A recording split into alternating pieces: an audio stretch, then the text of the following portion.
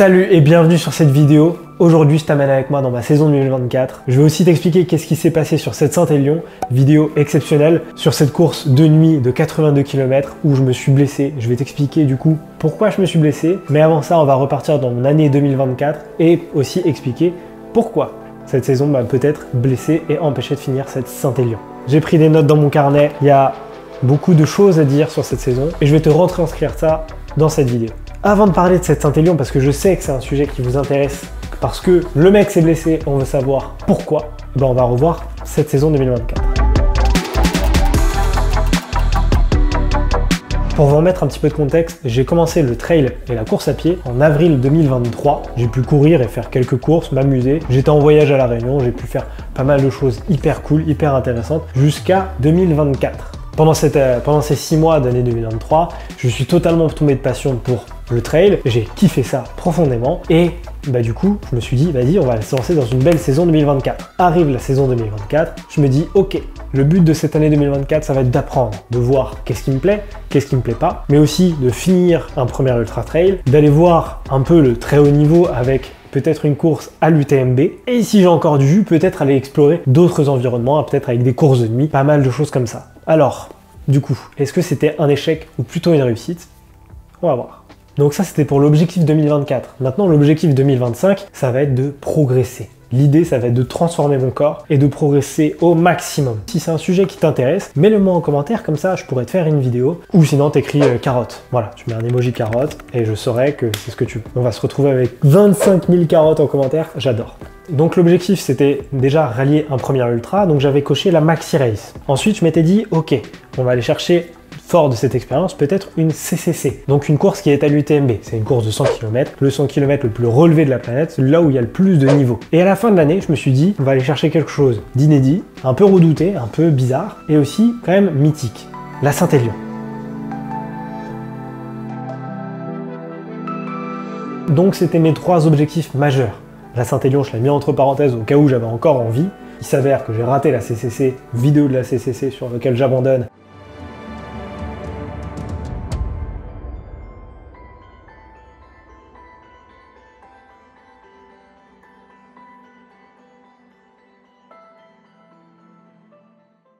Ça s'est pas très bien passé, donc Saint-Élion. Mais j'ai aussi pu faire pas mal de petites courses, 30 km, 25, 22, 27. Ça m'a permis aussi de voir que mine de rien, même si c'était pas l'objectif principal de l'année, bah j'ai beaucoup progressé. Pour te montrer un petit peu ma progression, sur laquelle je suis quand même très fier et très content, sur 2023, je passe d'une cote de 550 avec 3 courses, cote UTMB 350 environ, à une cote, cette année, de 690. Donc ça fait un plus 140.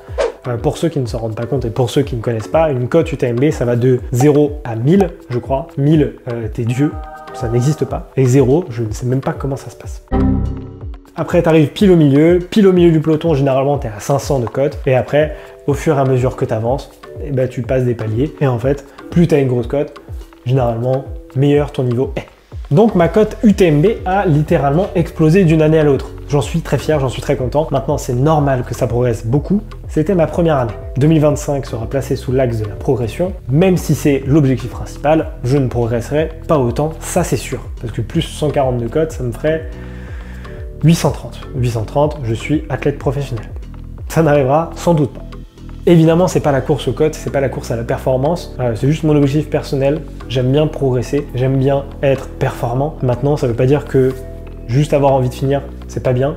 Au contraire, c'est un tout autre objectif. On n'a pas tous le même. Et franchement, il n'y en a pas un qui est meilleur qu'à l'autre. Donc, la Maxi Race, comment ça s'est passé mon premier ultra trail? Sur le coup, à la Maxi Race, je me suis dit que ça s'était pas bien passé du tout. J'avais plutôt mauvaise sensation, mais au final, je pense que j'étais juste dans un jour normal. Vidéo de la Maxi Race qui est exceptionnelle. Je vous la laisse en fiche et en lien dans la description. J'ai pu terminer mon premier 94 km. La Maxi Race, c'était fantastique avec du recul. Mais là où j'ai appris beaucoup de choses, c'est sur la CCC, mon deuxième objectif de l'année, parce que ça s'est pas bien passé du tout. Je vais pas vous refaire tous les pourquoi du comment j'ai dû abandonner et pourquoi j'ai totalement raté cette course. Pour moi, ça s'est soldé sur un énorme échec. Je vous ai fait 2 vidéos sur premièrement la course et deuxièmement pourquoi j'ai dû abandonner, pourquoi j'ai échoué, quelles erreurs j'ai faites. certes, ça m'a fait très mal sur le coup, mais j'en tire énormément d'enseignements. J'en tire tellement d'enseignements que c'est des trucs que j'ai mis en place dans ma vie après pour pouvoir gérer au mieux, du coup, sur cette Saint-Élion. Saint-Élion, troisième objectif de l'année, j'arrive plutôt très frais mentalement parce que j'ai appris de la CCC, je suis mentalement prêt, axé, déterminé. J'arrive sur cette course, je suis comme un enfant, je kiffe d'un bout à l'autre, mais arrive ce qui devait arriver, je me blesse au niveau du genou, je me suis fait très mal et je vais vous raconter un petit peu qu'est-ce qui s'est passé exactement. Mais dans tous les cas, j'ai pas pu finir cette course parce que j'étais blessé. Mais en tout cas, mentalement, j'étais clairement pas au bout du rouleau. J'étais droit dans mes bottes. Je savais pourquoi j'étais là. Et franchement, je le vis pas du tout comme un échec. Et si tu regardes la vidéo de la Saint-Élion, j'étais très objectif, très à l'écoute de mon corps et non submergé par des émotions. J'étais totalement en contrôle. Donc ça, c'est quand même, je pense, un bon signe et quelque chose que je devrais remettre en place et réutiliser plus tard. Si vous voulez que je vous parle du coup de qu'est-ce que je mets en place pour me préparer mentalement à une course, mettez-le moi en commentaire. Cette fois, on met pas une carotte, on met pas une carotte, on peut juste écrire. Ça m'intéresse de savoir qu'est-ce que tu mets en place pour vivre au mieux sur tes courses. En termes de préparation mentale, c'est quand même extrêmement important et intéressant, surtout en ultra trail. Donc dans ces trois objectifs, j'ai pu déceler des choses dans mon année qui étaient plutôt positives et des choses qui étaient plutôt négatives. Donc des choses que je vais remettre en place et des choses que je vais totalement éviter de remettre en place. Dans mes erreurs que j'ai faites sur cette année, premièrement, c'est d'avoir un été qui est beaucoup trop chaud, beaucoup trop dense, beaucoup trop fatigant, beaucoup trop épuisant. Personnellement, je vis dans le sud de la France, c'est pratiquement la canicule tous les jours. C'est assez fatigant si on s'entraîne, surtout comme moi, l'erreur que j'ai faite de m'entraîner entre midi et 2 sur le moment le plus chaud de la journée. Voilà.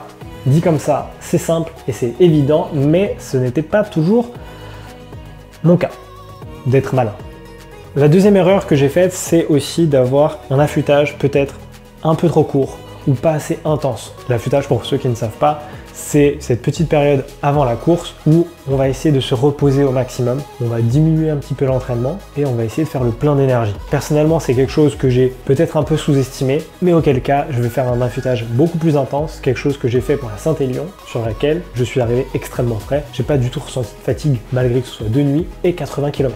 Et le troisième et dernier point, c'est l'aspect de la préparation mentale. C'est quelque chose que j'avais pas du tout mis en place. Je pensais que j'étais quelqu'un qui n'en avait pas besoin. Mais en fait, je pense, très sincèrement avec du recul, qu'on en a tous besoin. Même pas forcément de se faire suivre par un préparateur mental, mais juste se poser des bonnes questions.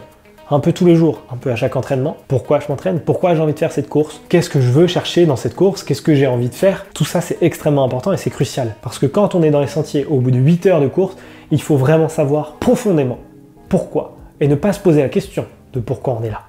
Dans les choses qui sont vachement bien que j'ai faites cette année, le premier truc, c'est que j'ai fait assez peu de dossards. Évidemment, c'est très sympa de mettre plein de dossards, mais qui dit dossard dit affûtage et dit aussi récupération derrière. Donc ça te fait une grande période où tu ne progresses pas. Et donc, je pense que c'est pour ça que j'ai pu progresser cette année. Donc l'année prochaine, j'aurai pas plus de dossards, je pense que j'en aurai même moins, et même moins de dossards à objectif important. Et le deuxième point dont je suis extrêmement fier sur cette année 2024, c'est ma rigueur. J'ai dû louper peut-être sur l'année 2 entraînements, tout simplement parce que j'étais totalement malade, cloué au lit. Ça, c'était à Tahiti. J'ai eu une énorme intoxication alimentaire. C'est pour ça que j'ai loupé 2 entraînements, pas plus, de l'année.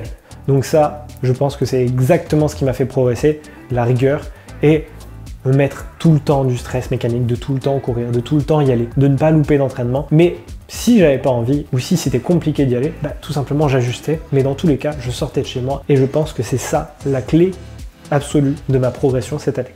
Trop fier d'avoir été rigoureux. C'est la première fois que je suis rigoureux dans ma vie parce que avant, à l'école, je faisais jamais mes devoirs et puis il y a ma madame SVT qui était pas contente. Cette Saint-Élion du coup, le sujet est intéressant. Je vais vous raconter d'un bout à l'autre qu'est-ce qui s'est passé. Donc cette Saint-Élion, départ 23h30, rendez-vous à Lyon. L'objectif A pour moi, c'était terminé. L'objectif B, c'était de le faire peut-être en moins de 9 heures. L'objectif C, c'était de le faire en moins de 8 heures. Et voilà. Je pars de Saint-Étienne avec uniquement l'envie de remplir l'objectif A, terminer la course. Je n'ai pas de temps de passage, je n'ai pas d'allure à respecter, j'ai rien. On y va juste au plaisir à 100%. J'avais une personne qui me suivait pour faire des vidéos et qui m'a permis de faire la vidéo de la Saint-Élion. À cette personne, je lui ai transmis les temps de passage que je ne connaissais pas du tout sur ces différentes heures, 9h, 8h30, 8h. Et la stratégie de cette course, c'était d'arriver jusqu'à la mi-course avec aucune information temporelle ou même quoi que ce soit d'autre, et que à cette mi-course, il puisse me dire « Ok, t'es en avance sur le 9h, t'es en avance sur le 9h30. Voilà. C'était l'objectif d'arriver à la mi-course et peut-être de voir si on pouvait accélérer ou pas. Je prends le départ de cette Saint-Élion, gros kiff sur les 13 premiers kilomètres, et après, au bout d'un moment, petite alerte au genou. Une petite gêne de l'ordre de 4 sur 10 arrive. Dans ce cas-là, je me dis « Ok, je vais ralentir un petit peu, c'est pas grave. » Je ralentis et là, plus de gêne, plus rien du tout. D'ailleurs, je le dis dans la vidéo, j'ai eu une petite alerte au genou, mais rien de bien méchant, c'est contrôlé. J'arrive au premier ravitaillement avec un rythme ralenti, et en ayant analysé un petit peu après, j'arrive à ce premier ravitaillement comme si j'avais terminé la course en 8h30. Donc c'est quand même très positif. Je ressors de ce ravitaillement avec la même énergie et la même envie que quand je suis parti de Saint-Étienne. Et là, tout de suite, mon genou m'envoie des douleurs à 9 sur 10. Des douleurs très hautes, très intenses. Du coup, je me dis, ok, je vais ralentir, je vais reprendre le rythme que j'avais sans douleur. Je ralentis, je reprends ce rythme, mais là, toujours une gêne. Avant, j'avais plus de gêne, plus rien du tout. Je me dis que je vais courir avec cette gêne tranquillement, parce que j'ai pas envie de ralentir, parce que sinon, je vais juste marcher, et c'est pas l'envie que j'ai à ce moment-là. Je vais jusqu'au deuxième ravitaillement avec cette gêne qui monte progressivement. Je sors du deuxième ravitaillement avec une douleur à 9 sur 10, mais non pas avec une intensité élevée, mais avec l'intensité moyenne, voire faible. Du coup, je me dis quoi? Ok, je vais alterner entre de la marche et de la course jusqu'au prochain ravitaillement et on va voir ce que ça donne. La douleur repasse à une simple gêne. J'ai rien quand je marche, mais quand je trottine très doucement, j'ai une gêne de l'ordre de 3, 4 sur 10. Normalement, c'est gérable. J'arrive au troisième ravitaillement qui est à peu près à 45 km, qui s'appelle Saint-Genou. C'est marrant qu'il s'appelle Saint-Genou parce que c'est à ce moment-là que j'ai perdu mon genou. C'est à ce moment-là que je revois le vidéaste qui m'a suivi et je lui dis non, ça va pas du tout. Je lui dis bah ok, on va faire avec les armes du jour, on va trottiner tout doucement jusqu'au prochain ravito et on fait de ravito à ravito. Je pars de ce ravitaillement et là, douleur extrême, quoi que je fasse, douleur extrême. Je suis à 9 sur 10 en trottinant très légèrement.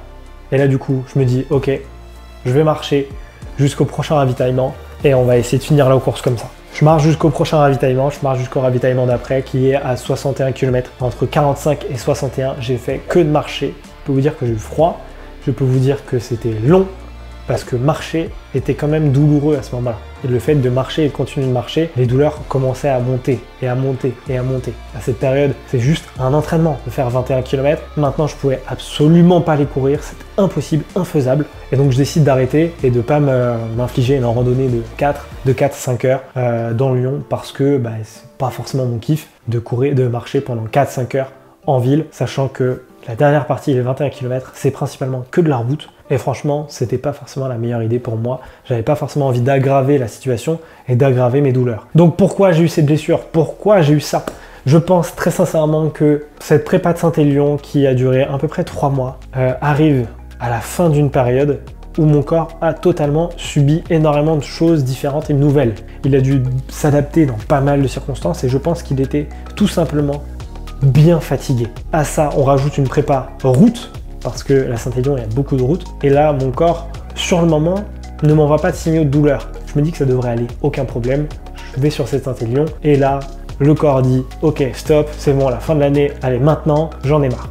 Pour moi, c'est exactement ça qui s'est passé. Maintenant, quelle structure a été touchée? C'est pas un syndrome de l'essuie-glace, même si j'ai douleur sur le côté du genou. Tout simplement parce que ça me fait plus mal en montée. C'est une douleur que j'avais eue sur l'autre genou à la reconnaissance de la Maxi Race, vidéo que je vous mets juste là aussi, où j'avais su très bien gérer la douleur à 1 mois de la Maxi Race. C'est une douleur généralement que je gère plutôt bien, qui ressemble beaucoup à une sensibilité méniscale. Les douleurs méniscales sont généralement dû à une augmentation un peu trop brusque et un peu trop grosse de la charge d'entraînement en général, donc courir vite pendant longtemps.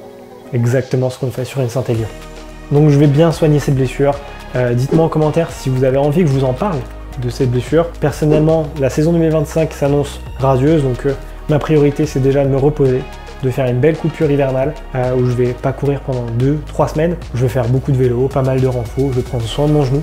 Sur la saison 2025, beaucoup de courses me font kiffer et me donnent extrêmement envie. Dis-moi en commentaire si tu as des courses à me conseiller parce que c'est le moment où je vais du coup faire mon calendrier, peaufiner les dates et aussi voir quelle course me donne le plus envie. Entraîne-toi bien et profite bien des fêtes. Ciao! C'est Noël!